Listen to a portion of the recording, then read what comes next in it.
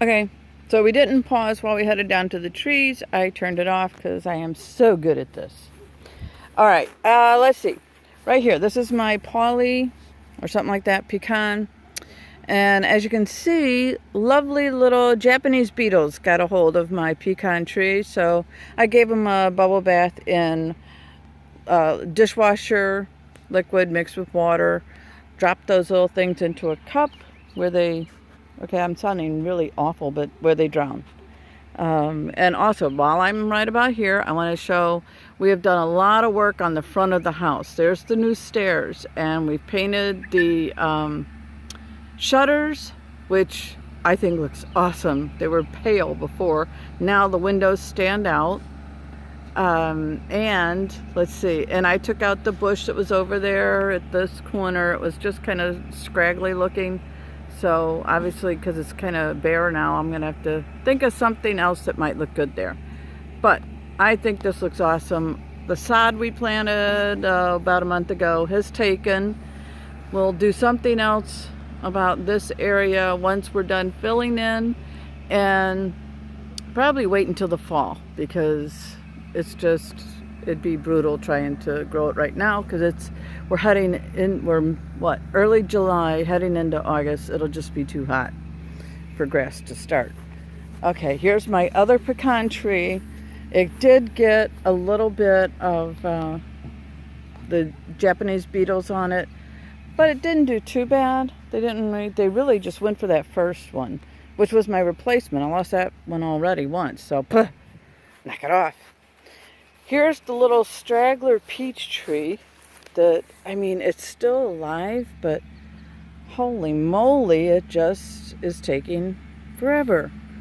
We'll see if it doesn't do much more. Maybe it's just putting in some awesome roots, but we'll see. Hopefully it'll make it through the winter. I'll protect it, but okay. Oh, here's the nectarine.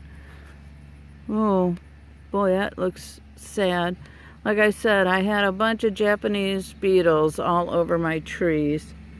I'll have to spread a little more milky spore. And I knew we'd have a lot of Japanese beetles because we have a lot of moles. And where there's grubs, there's moles. And where there's moles, where there's moles, there's grubs. Where there's grubs, there's Japanese beetles. So,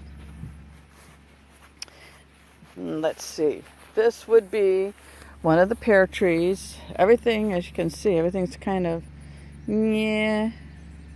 And I did use fruit tree spray just to be safe. But like I say, we had some Japanese beetles, but I don't think I had an awful lot of them on the pear trees. But again, over here, see, now this pear tree's doing nicely. It didn't get beat up the way the other ones have. All right, let's move down. And these are the apples. This got a little bit beat up. I wasn't sure what was getting this, so again, and I don't remember the spray I used, so I'd have to look that up. But I did use a fruit tree spray for some kind of, I think it was a fruit tree spray. Anyway, it was for some kind of bugs. I'll look it up. And here's the other apple tree. These frankly look very similar to the ones I used to have in Lake Zurich. The little bit of leaf nonsense I'm getting. See that?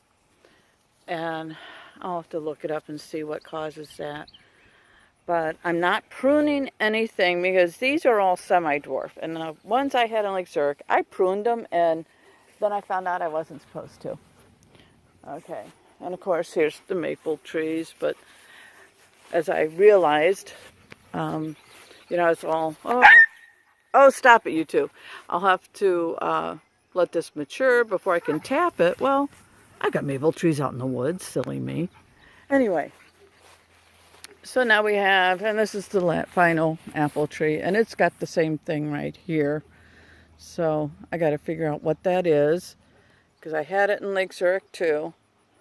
And it's a pain in the neck. Anyway, so here's the front of the house. And it always looks a little bit awkward from this angle, just because the house is kind of like, it doesn't totally face the street. It's, see, if you move over here, now it's more of a straight angle. But like I said, looks ever so much better. All right, well, I'm going to end this one while I walk up to the other side of the house.